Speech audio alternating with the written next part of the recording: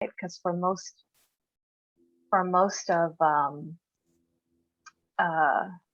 people, it's been more isolating. For me, it's kind of opened something up, which is interesting. So today we're going to talk about repertoire. And who have I got here in the room? How many of you are singing in quartets, for example? And just getting going again. Yeah, several of you. How many of you are directors or musical leaders in your choruses? Yeah, so dealing with a repertoire question. And then lots of you are going to be singers or somehow involved in how repertoire is going to, how repertoire affects you. So how many of your courses are starting to meet live again? Yeah, and the quartets as well? Yeah, almost everybody. Some courses, are you still conducting hybrid rehearsals as well? For people who can't, yeah, exactly. So it's lots of things are the same and lots of things have changed in our course lives. So I'm going to share my screen and my sound. So I'm going to see you for a little while. Alex is going to monitor the chat for me. And we're going to talk about repertoire selection as we get back to rehearsals. And the courses we have now, a lot about choruses. Some of this will apply to quartets as well. Because Martini's going through this right now. I haven't seen Martini since December of 2019. That's the last time we sang together. And we were on a show in Wisconsin. And little did we know we wouldn't be singing together again for, well, it's going to be 2 years this December. That's crazy. And we talk and chat. And we have this massive repertoire that, of course, we haven't been working on. And we're trying to decide what's going to live and what's going to go. So that's our micro version of what probably most choruses are going through right now as well. Okay, so I'm going to flip. I'm going to share my screen and my sound. I'll see you at the end, but you'll see me. Let's see, share my sound. I don't have any video clips. I'm just going to share my whole desktop. There we go. And you should be looking at something that says the right music right now. Can you see it all? All right, excellent, thumbs up. I can see a few of you. I like that when I have the strip. Okay, so 18 months later, March 2020, everything shut down. Who could have predicted the impact that would have on singers all over the world? And most of us were well-established groups. If you were in a well-established group, you probably had a pretty active repertoire of 10 to 15 pieces at least, not including your holiday and special occasion music. And I know some groups have more repertoire than that, which is amazing. It's hard to keep more than a dozen or so active and well-maintained. So I'm going to guess that that's probably where we were at. And a lot has changed in 18 months. Some choruses have lost members. People have reevaluated their spare time. People have had people have gained members. Some choruses have actually recruited members during this period, which is really cool. We may have a different mix of parts. We may have different goals. There's a lot of change in the last 18 months. We have different leadership. We may not have leadership. That's happened a lot too, right? So it seems like a good time to just take stock on a wide variety of areas, and other people are addressing some other health aspects of chorus life right now. But we're going to talk about the repertoire today because that's who we are. What we're seeing is who we are. So let's take stock. What kinds of things have maybe changed over the 18 months for our groups? I think I've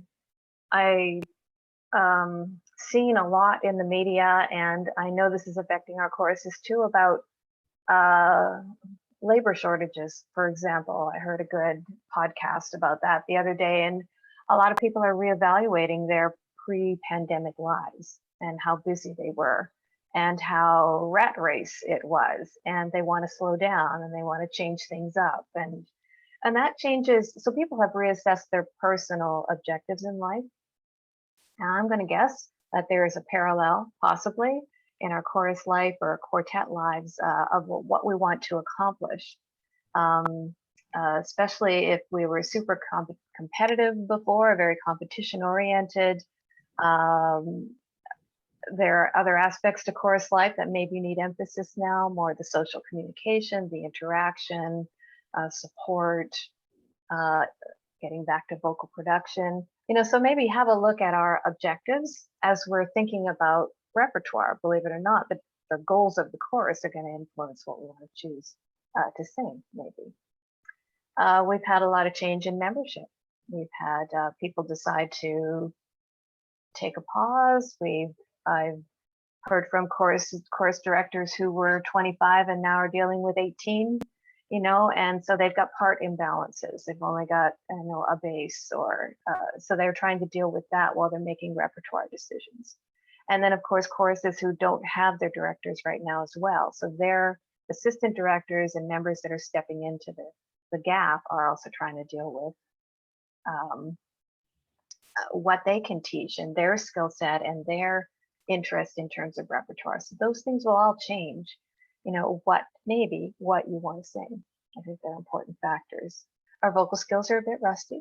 That may affect or not affect the repertoire that we choose initially as we kind of get ramped back up and into place. I think that is a consideration. I know mine are rusty. We had to do a bunch of Cornet Club recordings, and one of them, the David Wright arrangement, started on a high A flat, and I was like, are you kidding me? I've been sung for a year. I did a lot of warm-ups in those few weeks leading up to that, but holy cow, that was a very demanding ask of a tenor after a long break. Song assessment tool has rolled out in the interim in this 18 months, so that's another thing that we need to look at our repertoire against. And I know Region 1's been awesome about getting all of their repertoire vetted. You guys have really been leading the way. So, but there's a lot of repertoire, so there's probably still stuff in there that you haven't put through yet. So that is part of the assessment too around the repertoire, that we're not singing songs that are racially,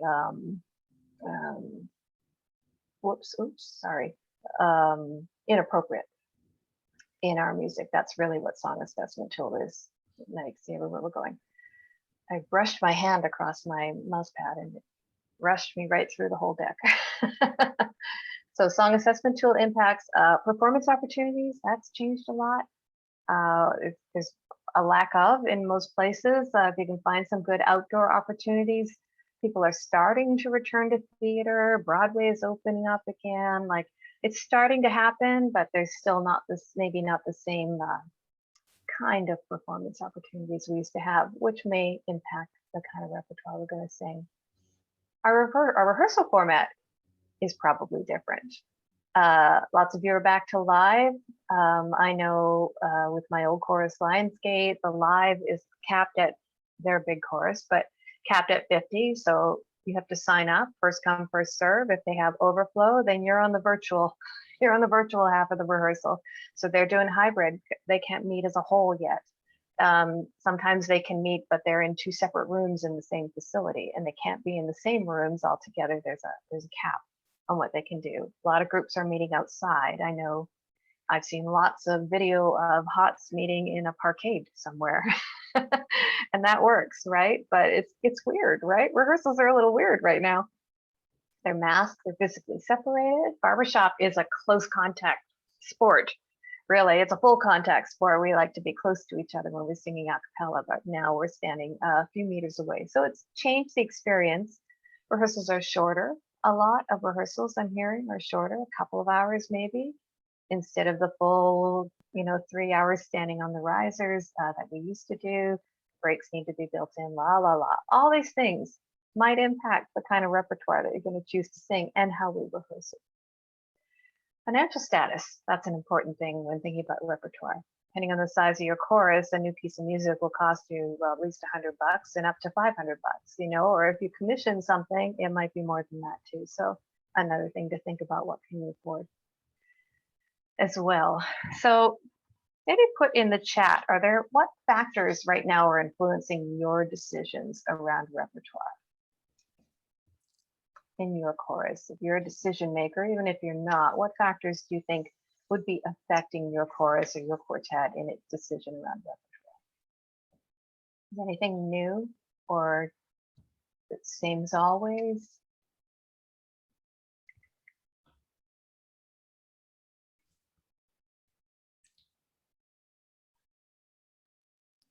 Singing skills, somebody said. Singing skills, yeah. Level of difficulty. Yeah, I can see it now, Alex. I figured out how to see it. Part balance in the chorus, yes. Hearing lots of that, especially the smaller you are, you lose one tenor, well, there goes your whole tenor section, right? You lose one bass, you might only have a single bass who's at the bottom of the cone trying to balance all of that sound. Song assessment tool, yeah. At least that one is black and white. You can just say, okay, it's not eligible. That one's gone. We don't have to agonize over getting rid of those songs. Plus new songs for fun, yeah. Vaccinated, not vaccinated is changing who can be there live, right? Depending on where you are and what your state regulations are and what your chorus has decided to do as well. Yeah, and mask wearing, and there's many things like that that we're dealing with right now. So that's good. Singing skills is going to be top of mind. I think this is the year of singing skills for a lot of us, right? And that definitely has an impact on repertoire. And the section part balance, that's nice. Thank you for that. So we're going to talk a little bit about those things and maybe what some of the things are that we can do about that. Let me see, back to my deck. Here we go. So as part of taking stock, when you're looking through your repertoire, I don't know if I've done this slide with you guys before, but here's just a bunch of ideas around as a leader in your chorus, as a member of your chorus or your quartet, what is your special mix of skills and challenges? Because that's really what makes us unique as groups. I had a boss once who told me in a very appropriate way. He said that because I was probably feeling insecure about something. I was in a brand new job. I was a new senior manager and he was my boss. Anyways, I was freaking out basically. And he said, people's strengths are really, people's strengths take them to certain places, but people's weaknesses, he says, that's what makes them interesting and beautiful. And, I just call them challenge areas, but sometimes we just need to shore up our weaknesses or and at least be aware of them, self-aware, understand them so that we can decide what we want to do with them. So vocal skills, tessitura, range, tuning capability. Are you good? Are you strong at that? Is this a challenge area? Is it a challenge area in certain places that you maybe don't want to expose yourself to, or you're going to use it as a development thing? Section strengths, we just talked about that. Do you have a killer bass section that you want to feature? That should affect what arrangements you choose. You have a lead section who really loves to sing high. That would affect, what you're going to choose. Sandy Marin is a master at showcasing her bass section in Lionsgate Chorus. I know we have sometimes designed things into arrangements just so that they could have a great high post because they're good at it, or feature some of their rhythmic capabilities. So knowing what you've got in the quartet or in the chorus in terms of section strings. Unity synchronization, the big one, and there's lots of things in an arrangement that'll make that harder or easier. Your personality, to me, is central to choosing repertoire. You need to relate to it, and it needs to be a story that you want to tell your audience.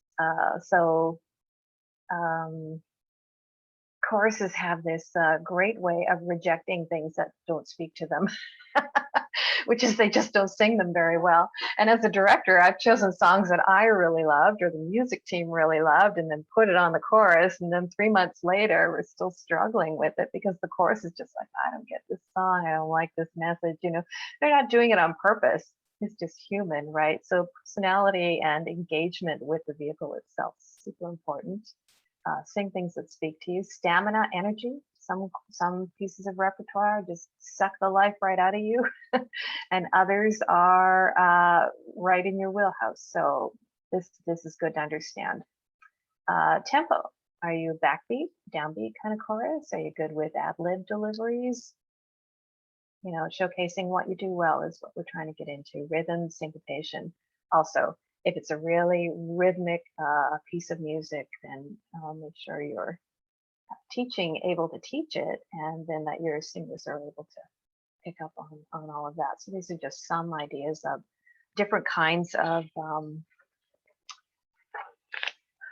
factors, I think, to consider in your checklist. And as a leader in the chorus or the quartet, I think it would be really interesting to sit down. In a quartet, it'd be really interesting to just have this as a roundtable discussion, or as a music team discussion. What do you think our chorus is really good at? What are the things that we really want our audience to know about us when we choose a piece of repertoire? We're awesome at backbeat delivery, or we're great with a driving up tune that surprises people that we're able to like finish it, or we are really expressive ballad singers. Our leads are very expressive. We want to showcase that piece. Our tenors are really strong and exciting, let's feature that. Those kinds of things. So focusing on the strengths. And then second discussion, once you're feeling good about everything, where are the areas that we want to shore up, or the areas that we need to not feature right now? So just so that you have an idea before you're looking at music. Any questions there? Any other things you would think about here?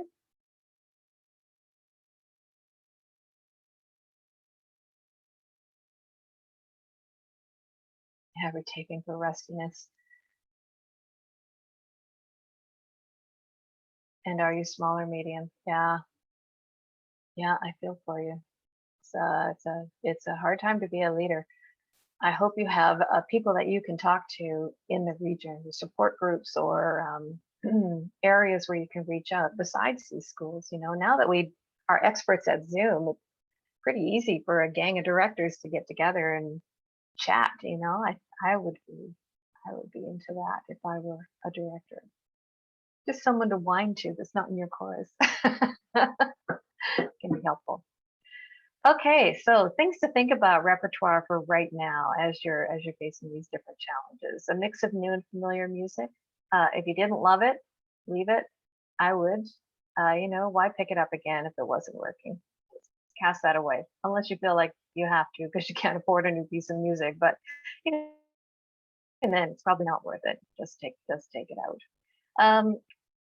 Some of you have talked about, vocal work, vocal skills, getting back into vocal proficiency. So maybe some of your simpler repertoire is the way to start. And that might not be your barbershop repertoire. It tends to be the hardest, but depending on what you've got, you can have a look and say, these are all sort of in comfortable ranges. We can really focus on vocal production on these pieces, starting with those.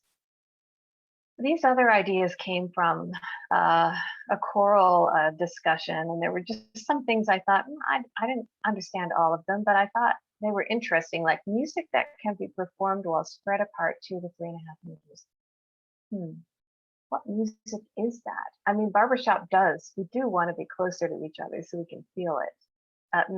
But other types of a cappella, the oohing and ahhing and solos and that kind of stuff is nicer to perform further apart from each other, I would think. I just thought that was an interesting comment. Music that can be performed. Anyone have any ideas about that?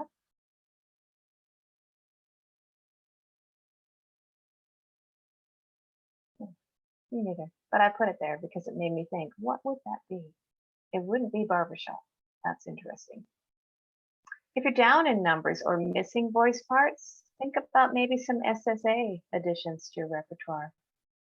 I remember back in Region 26, about 6 years ago, there's a small chorus in our region called Vernon Kalamalka who were going through a rough time. And Joey Mitchell moved into their neighborhood. So she took them to contest that year with 12 singers. And they had to kind of finagle around to make sure they had 4 voice parts. And they did an open division package. So for their barbershop song, they had the one tenor that they needed. They manufactured a tenor out of their 12. But they sang Parting Glass, which is it's a song that Martini sings as well. Oh, all the money that I spend. It's like a Scottish drinking song, really. But it's also kind of got message of leaving, parting, the parting glass. It could be even about dying, I don't know, but it's a beautiful song, and it's 3 parts, and they really brought the house down with it. They sang it so beautifully, and it was just a great example of choosing music that matches your circumstances. You know, they had 12 singers, they were able to execute that. They got a standing ovation for it, and just such a super smart choice for open division. That's the other thing. If you are down in numbers, missing voice parts, you know, the next time we get to have a contest cycle, and I really hope, well, something will happen in 2022. I'm not sure what it's going to be yet, but something's going to happen. I hope that lots of us think about open division as an option, because that's a great way for us to be able to sing some simpler repertoire, some maybe less demanding repertoire that isn't barbershop, 3-part repertoire if you're missing voice parts, and then figure out how that barbershop song is going to fit in the midst of all that. But also, it's an opportunity to revive a lot of our repertoire, more of our repertoire than we would if we were focusing on those 2 contest numbers. So depending on your goals, I think open division might be a great option for this year. Music that's going to allow a focus on skill development and social connection versus performance and competition. Again, depends on your goals and what's changed for you as a chorus. But it might be that you want to broaden your focus. I feel funny saying this as a music judge because I judge barbershop and I'm into barbershop. It's a funny time right now, right? So do what's right for your singers, do what's right for your chorus culture, for you guys right now, what you need, and then let the barbershop make its way back in as it can, as you have competitions emerging, and pick some easier stuff that's not going to draw all your focus into those 1 or 2 songs. I hear a lot of people talking about getting off that 1 or 2 song, you know, merry-go-round, and trying to broaden your horizon around who you are as a group, right? There's a lot of opportunity in this resurgence right now to think about those things. I hate to think about this, but repertoire that could work well in a virtual context. You know, if you have to do another people in boxes recording, there's some real advantages to doing that kind of work. First of all, it makes everybody listen to their voice, makes everybody look at their performance. And if you can't do it in front of an audience, maybe you're going to be picking repertoire that you're going to do another virtual project with or something. So think about that. That might be, you know, we've got another winter ahead of us and still getting the kids going. So who knows what's going to happen this winter. Large group and small group appropriate vehicles. That came out of that Choral Canada discussion too. And I put a question mark behind it because I kind of like the idea of, they were talking about, you know, if we can't all meet together, then people can gather in smaller groups according to regulations. And then at least you have vehicles that a smaller group can sing, a quartet could sing. Because we know we have repertoire that's really hard for a quartet to pull off, and then there's repertoire that's really good for quartets to pull off. That's maybe something else you want to think about, depending on what your core structure is going to look like and what the regulations are around your live meetings. Just things to think about. Any thoughts around this?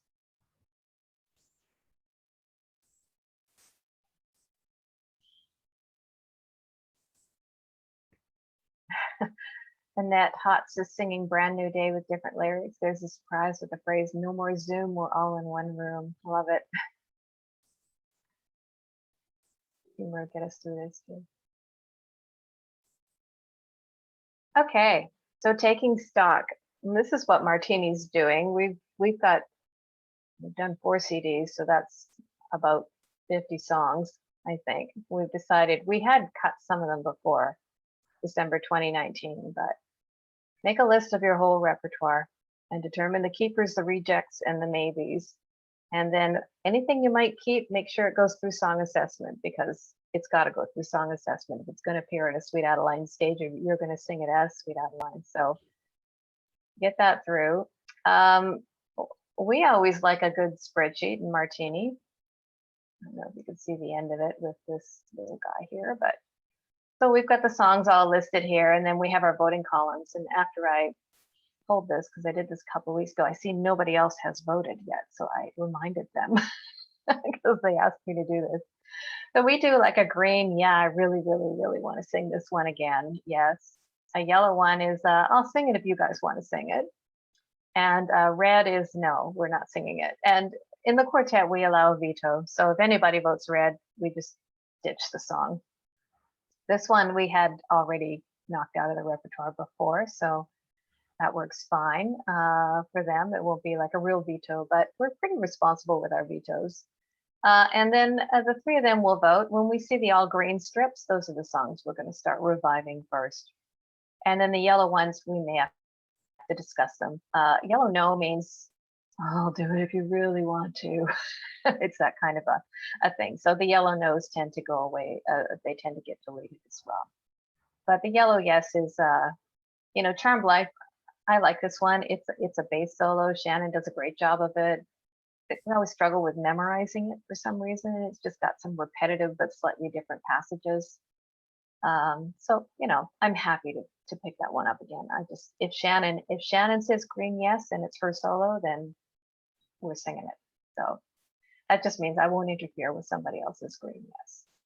So that's how we do it. For a chorus, that might just be the music team or even just the director, just a way for you to prioritize. These are the songs I really think represent our personality, represent our strengths. Our audiences really enjoy them. This is the tier 1 list, and then a tier 2 list, and then these ones are on a banana peel. I'm going to review them with the music team, or we're gonna, or I'm just going to use my veto because I'm the director and I can. That happens too, and sometimes that's music teams are fine with that too. Anyway, so that's just, I think, just get methodical about it. Good spreadsheet. You've got a baritone somewhere who will do that for you. And then look at what you have left. Once you've got your short list, what did you axe that you don't think is appropriate for your chorus anymore for whatever reason in your taking stock of strengths and weaknesses. And then figure out if you've still got a good mix of uptunes, ballads, swing tempos. What's missing? What do you need to acquire into your repertoire? Do you still have an opener? Do you still have a closer for a performance? Do you still have something? Well, barbershop, I hope you still have lots of barbershop in there. Despite all the things I said about getting started, we still want to get back to lots of that. Novelty, if something just kind of off the wall, is there still something in there? That would give you a nice arc for variety when you're assembling a performance package. And something showstoppery. I think the showstoppers are going to be the last things really to come back once we get our vocal skills sorted out. A diversity of musical genres, mostly recognizable for your audiences. Choreography numbers. This side of the thing might be, a choreography is a bit like often there's showstopper songs, right? So there's going to be more intensive, more investment. So you can figure out when you're ready to get back to all of that once you've got the vocal house in order. Avoiding what other groups in your area are already singing. Choosing music that shows off what you do well today. Okay. Giving your singers something that they can tackle and feel successful. And still challenging them reasonably, while they're getting back in the swing of chorus life. A rehearsing repertoire. We're picking up repertoire we haven't sung for a long time. I do think it would be a good idea to start with the simpler pieces and the friendly ranges, because we want to feel successful and we want to hear the sound we used to hear when we were singing together. So if we start with something that's really difficult, it's going to be frustrating.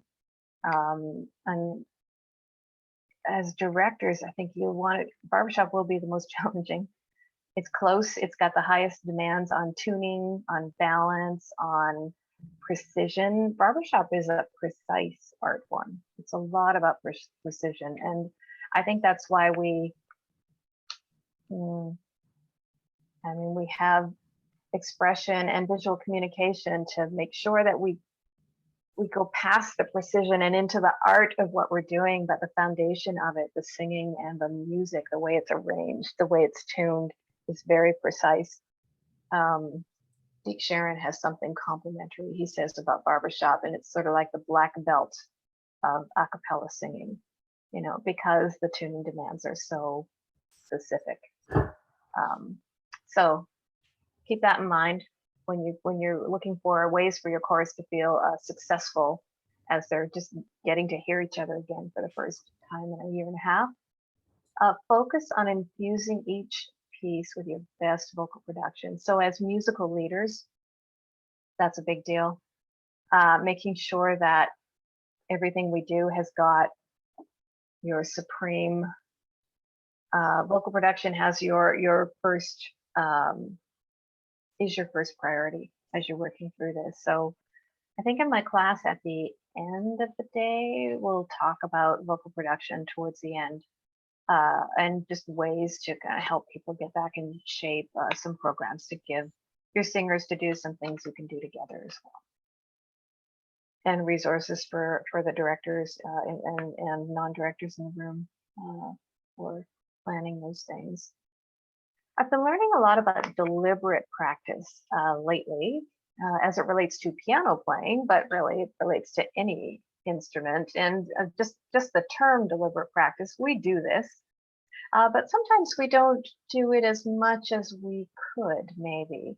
Deliberate practice is about setting goals for your repertoire. So as you're refreshing a piece of music, once you've heard the chorus sing it, to take that recording and break it down and say, you know, I would like to spend on Wednesday night, whatever night you meet, 10 minutes on that key change, those 6 bars around that key change. I'd like to spend another 10 minutes making sure we get a good, strong opening. I'd like to spend another 10 minutes on that place that modulates into the minor key so that we work on the tuning in there. Like instead of just running the whole song and then stopping when you don't like hearing something, that's the kind of practice that all musicians fall into. That is less effective than setting very specific goals when you're looking at your repertoire. So it's called deliberate practice. If you Google deliberate practice, you will find millions of resources from different musicians, from French horn players to piano players to singers, about how they plot their deliberate practice. But that goal setting as part of your planning before rehearsal will help you recover the repertoire faster. It's very specific. The other thing that helps with retention is interleaving practice. So this is the other thing that we do a lot as musicians, is we block our practice and we say we're going to spend, and I've always done this as a director. Now I feel like, well, this would be very useful, but like 30 minutes. I'm going to spend 30 minutes on the contest up tune, or 45 minutes, you know, if I think it needs a lot of work.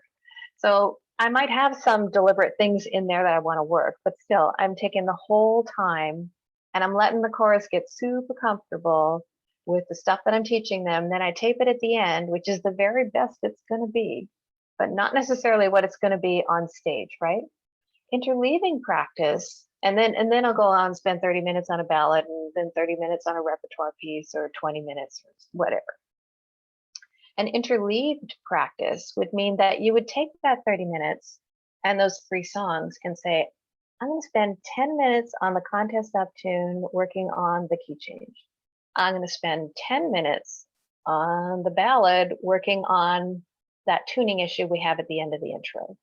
I'm going to spend 10 minutes on the repertoire song, working on the rhythms, the bass section against something very specific, the bass section against the leads or something like that.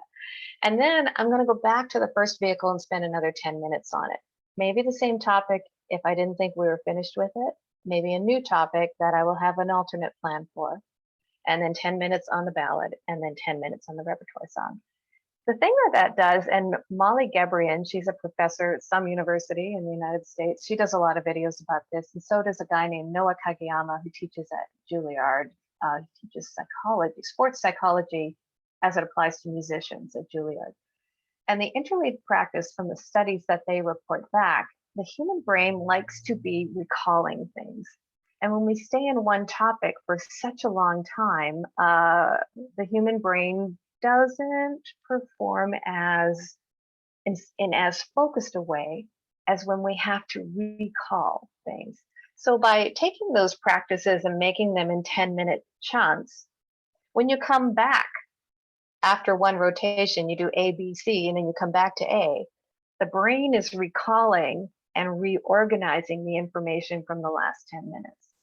And so the retention is significantly improved. And they've done a lot of studies around sports around this kind of practice, and lots of music too. And there's lots of anecdotal information as well about, being less nervous in performance because you can recall it, because you've been training to recall it. So I thought that was interesting. I'm going to do some classes on these two topics, I think, because that I've been working it with the piano as well, because I get very nervous when I'm playing for people. I'm trying to get over that and get the retention in my head. And I do notice a big difference because I'm used to having to recall it and taping at the beginning of the night as opposed to the end of the night. Because as a director, the beginning of the night is more likely what's going to get to stage than after the 45-minute rehearsal and everybody's all like in the groove, right? So practicing recall when you're refreshing your repertoire. I think these are some interesting Google evenings for any of you who are musical leaders, just to have a look at those kinds of concepts and how you might apply them to rehearsal, especially when we have a lot of material to refresh right now. Any questions on that? Yeah, I'm going to do a class on that at some point. Okay, so what makes a song or an arrangement easier and what makes it harder? I think I've been through this list with some of you before, but so I'll just cruise through them and then maybe we'll do some listening as well. So when you're looking at music, things that make it easier to sing.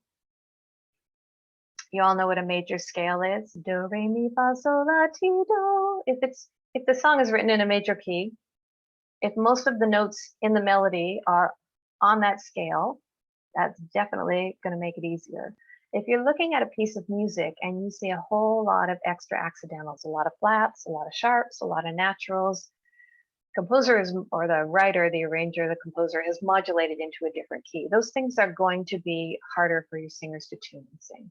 So it's just something to think about. Look for a lot of accidentals and say, oh, okay, this is a very chromatic piece. It's going to be difficult. Or it's got a lot of modulations in it. It's going to be more difficult.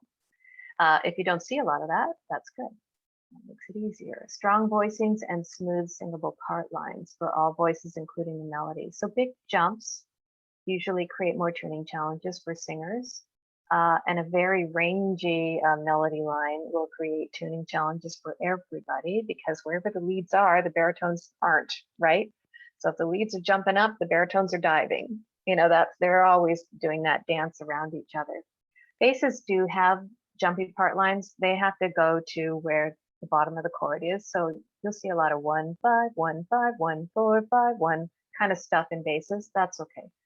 But in the other voice parts, we're looking for something smoother if we're looking for easier. So it's nothing wrong with being harder. It just means in your deliberate practice list, you're going to spend more time on some of those harder things. And these lists will give you a clue actually of how to plan those things. The voice parts performing in their optimal range, obviously, and as part of your inventory of what your chorus can do, document the ranges of your sections that you really love hearing them in. Write that down for yourself, and it'll change over time. So do this every year, every now and then. All parts moving together in the same rhythms for the most part. That is easier. We're all saying the same words together. When you've got bass-ins and lead-ins, or you've got the basses doing a different rhythm against the leads, or you've got all the harmony parts doing patter behind the leads, all those things are harder to do for choruses. That means just a stronger sense of tempo from every member of the chorus so that'll stay in sync. So things to think about. Tempos and rhythms understood by the group. So backbeat versus downbeat. As a teacher, you need to know whether you can teach backbeat and downbeat, whether it's in your body. And it does have to be in your body because singers we know are looking at all of you, not just what you're asking them to do, but what you're physically doing as well. So downbeat tends to be easier for groups as a whole to understand. Backbeat, make sure that you're comfortable teaching and showing it as well. And rhythms, understood by the group, that keeps people in sync. No key changes or a simple key change that your group can tune consistently. So if you want to go real easy, no key change is the safest. Embellishments that don't sort of suck the life out of you, kill your stamina, that kind of thing. Or, have big rangy tearaways. And some embellishments are advanced and some like little echoes, kind, so kind. We do a lot of that kind of embellishment. Those are pretty easy to execute. A message appropriately performing group. Back to my conversation earlier about, how choruses sort of subconsciously reject music, if the message just doesn't get to them. So it will make it easier if they relate to it and they're into it. The physical energy demands match their abilities, lots of opportunities to breathe. Breathing is so important. So I think, what is this? This is an example of an easy song. Oops, I'll go away. Go back. This is an example of an easy song. Let me try again. Whose honey are you? Whose tea you sweeten? Whose sugar and spice and everything nice depends upon you. Just you. Whose honey are you? Whose dream you completed? Who goes for those eyes like sugar plum pies? Whose honey are you? You've probably heard that song in competitions. What makes that easy? What makes that an easier song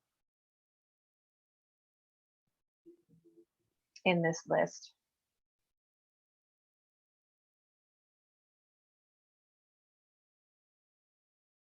Everybody's doing the same thing together, pretty much. Not a lot of movement in the melody.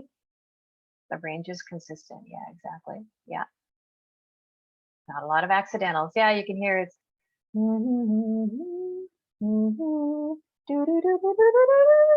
it's all written in that scale. There's lots of places to breathe. Yeah. And they're singing it well. They sound really comfortable with it too. Yeah. And we know if we keep listening, you'll know there's no key change in there. Yeah. The challenge with simple songs sometimes is that they're not that interesting. So people get bored with them quickly. So boredom is maybe a sign that, yeah, you can move on to something a little more difficult. It can be a challenge to make an interesting dynamic plan around a song that doesn't move around very much. But if you're singing a C level, then a song like that is what you need to do to grow your skills so that you can try something more challenging. So whoops, back in here. What makes a song or an arrangement harder? All the opposite things, right? Chromatic melodies, lots of accidentals, things that jump around a lot, rangy melodies like the Star Spangled Banner. I mean, what's that, an octave and a half? There are lots of rangy melodies like that are beautiful songs, and you'll hear them sung at the higher levels. They're very difficult. A lot of skill behind them. So jumpy part lines often go with jumpy melodies. We talked about that already. A lot of chords spread beyond the tenth. So how the song is arranged, we like women's voices, at least, our treble voices. We like a chord that's spread to the 10th. That same chord spread to 2 octaves would be, that's with the 5th and the bass, but still.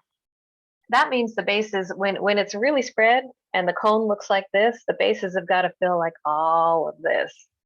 But if you only have 1 bass, you do not want spread chords in your repertoire, or 2 basses, or like an under ratio of basses, unless you have some leads that want to hop down there for those chords. A lot of them can be rearranged. We see spread voicings a lot in VHS music that's just been transposed because the men are louder at the bottom. They can sing those more spread voices. They tend to get louder as they get lower, and lighter as they get higher. Our voices tend to be the opposite. We don't tend to get louder as we get lower, so spread's not great. Makes it harder, that's all. Secondary chords, so minor keys, diminished minor keys, those things, just those tuning those flatted thirds is harder for a lot of singers to hear. So just something to know about yourself as a teacher. Projects, extended ranges in the voice parts, more time out of the optimal range, tricky rhythms, syncopation, tempos, especially like backbeat. Yeah, accelerandos, those are advanced tempo skill sets. Key changes, elaborate embellishments, and we love a good elaborate embellishment in barbershop. It's very barbershop. They're hard, and they can tap your stamina, physical energy demands, a lack of opportunities to breathe. At least you can always make those usually, but some arrangements it's very difficult to do. And any challenges in the voice part that do not match the strengths of the unit. That is from a Marge Bailey handout, but I like it. It's just knowing that, you know what, my leads don't like singing above C, above middle C when you're choosing the arrangement, or my basses really won't be super strong below an E flat, or yeah, there's a whole bunch of things you could identify as a challenge in the voice part, and that should be part of your taken stock activity. So this, I can't remember what this one is, but let's listen, we'll find out. This is, oh yeah, I give my heart to you. This one has more challenges in it, so think about what are the challenges in this song. Oh, darn it, I did it again. Why? Let's click on it. There we go. If I give my heart to you, will you handle it with care? Will you always treat me tenderly and in every way be there?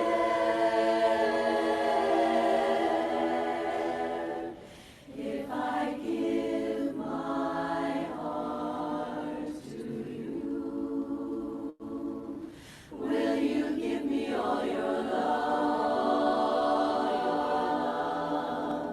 Will you swear that you'll be true to me by the light that shines above? And will you laugh with me when I laugh?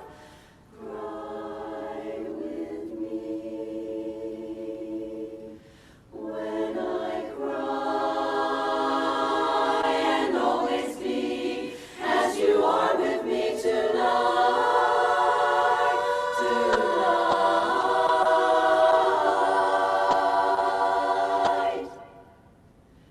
Think it over and be sure. Please don't answer till you do. When you promise all these things to me, then I'll give my heart to you,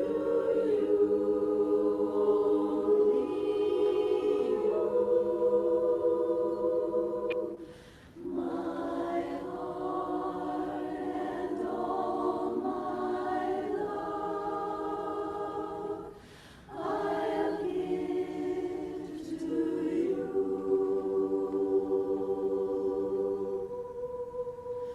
Only you.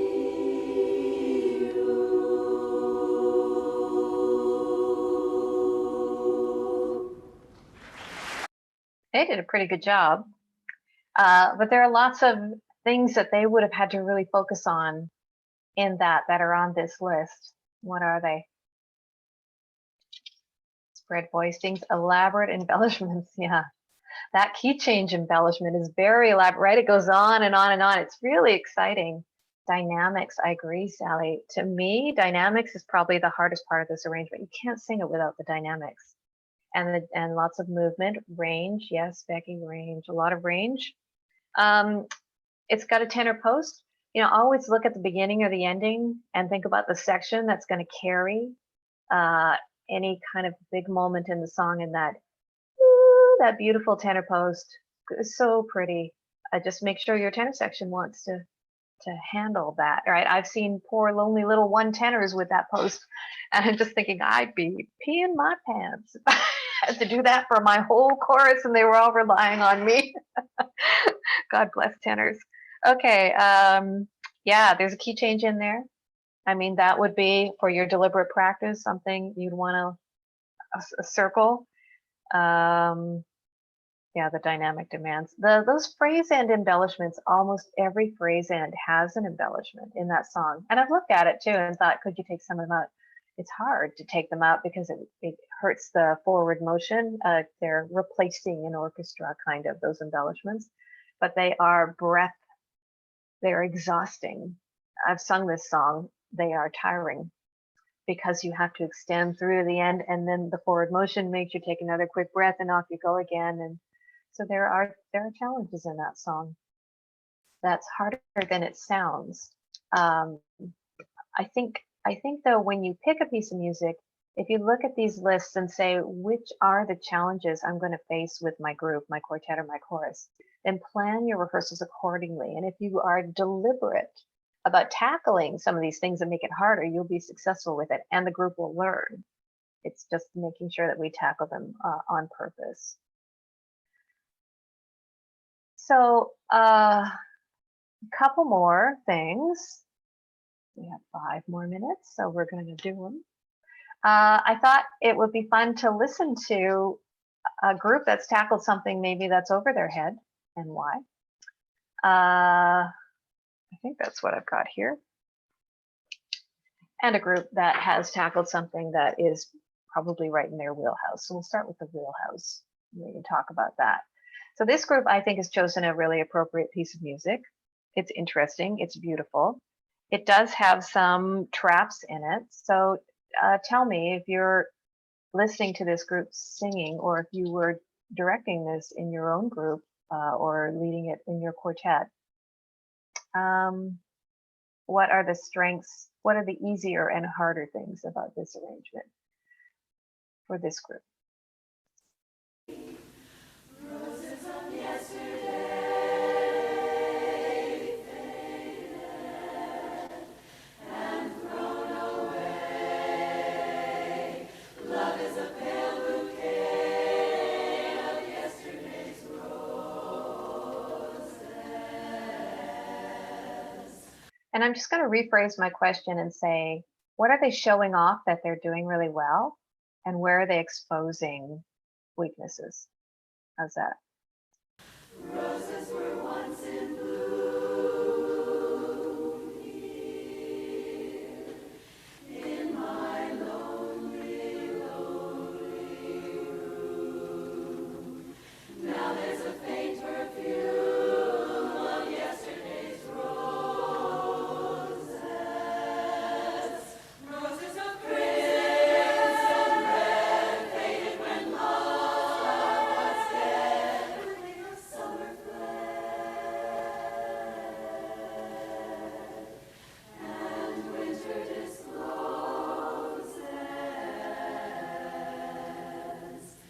that it was not to be.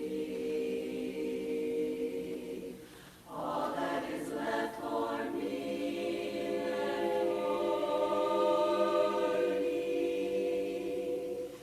is a sweet memory of yesterday's roses. No, it was not to be. All that is left for me, left for me, is a sweet memory.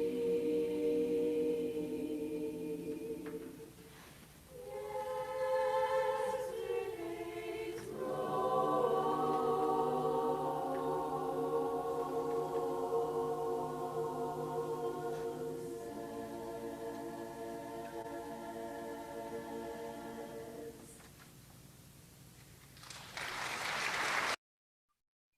No, these are C+, B- performances. I love that performance. I keep looking at 59 and thinking, well, expression must have given them a much higher score. It must have been a B- for that. I'm just got the music score here. So I wonder how well they can hear each other, a little uneven as parts wind around each other dynamically, maybe some doubt about when to breathe, but some lovely parts too. Yeah, I agree. Constant tuning in with each other. Yeah, really nice. Range, lots of chromatic movement. Is that on this one? Yes, it is. Yeah. I think the dynamics were a real strength of theirs. I really enjoyed their dynamics. Part imbalance. Yeah, I wondered about that too. I wonder how many tenors there were in that group. I think there was more than one. I think there might have been two. But the song had a tenor post, which you couldn't really tell. Yesterday's roses. I'm pretty sure the tenors just carry the melody there, but it got lost at the end, right?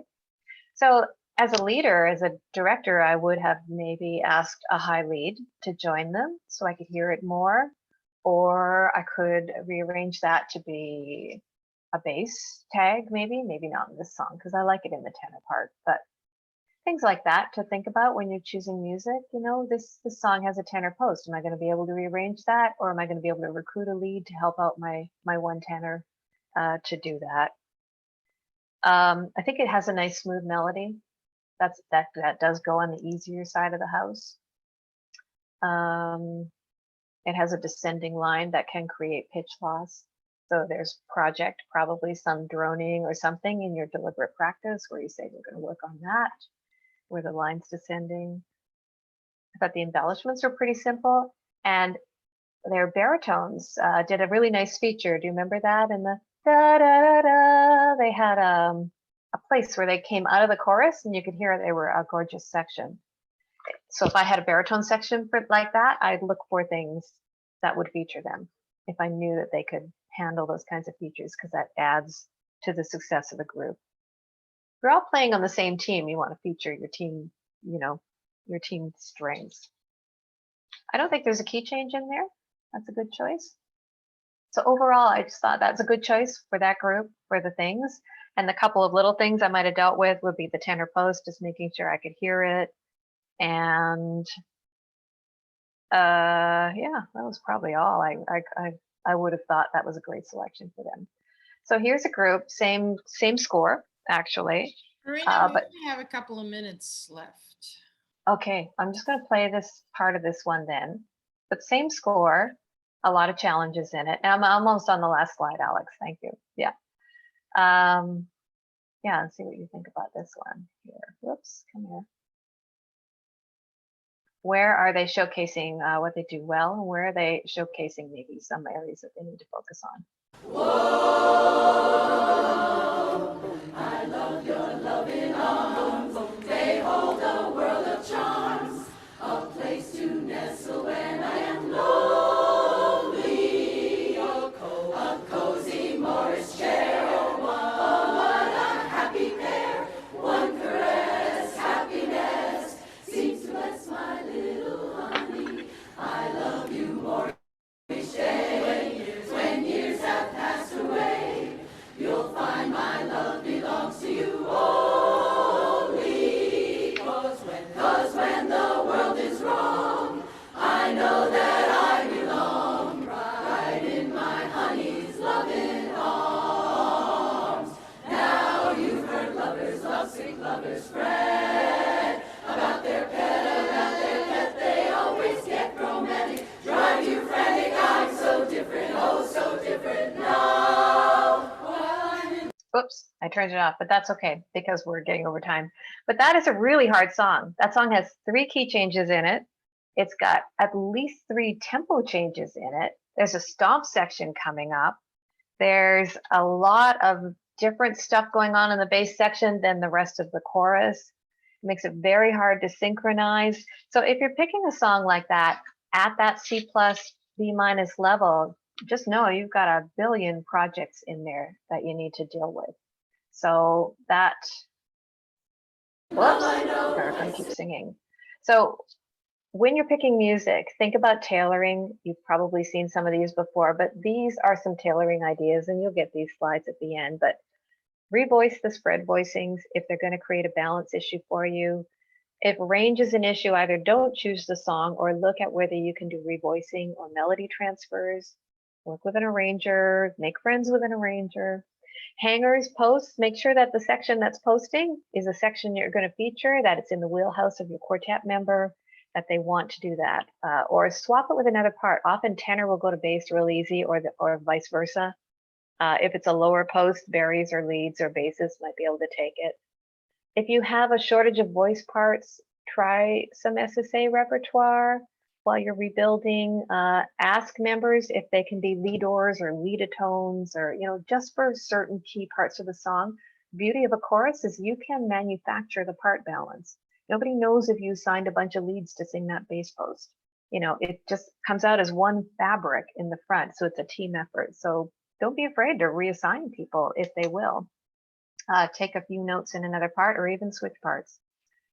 Stamina, breathing, shorten arrangements. Boy, there's some long, elaborate tags out there, and they just kill you at the end. So you don't have to sing all of that. You can wrap it up with an arranger. Rewrite the original portions if they're killing you. Change up the rhythms so you can have more breaths, more snick breaths. And then tuning, key changes usually are a big problem for a lot of levels. If you're having trouble with a key change, think about taking it out or rewriting it so it's easier. Or look at substitution chords so that you've got just more stable vocal lines, not so much switching around. There's a lot of choices when you're arranging a piece of music. You can make simpler choices. So make friends with an arranger. Boy, I can't believe I went over time. I'm sorry, but there you go. First time I've taught this one. You always learn something the first time you do it. So, are there any other questions or anything we have time for 2 seconds? Corinna, we all stayed because we enjoyed your presentation. We also love listening to good music. It's nice. I was thinking as I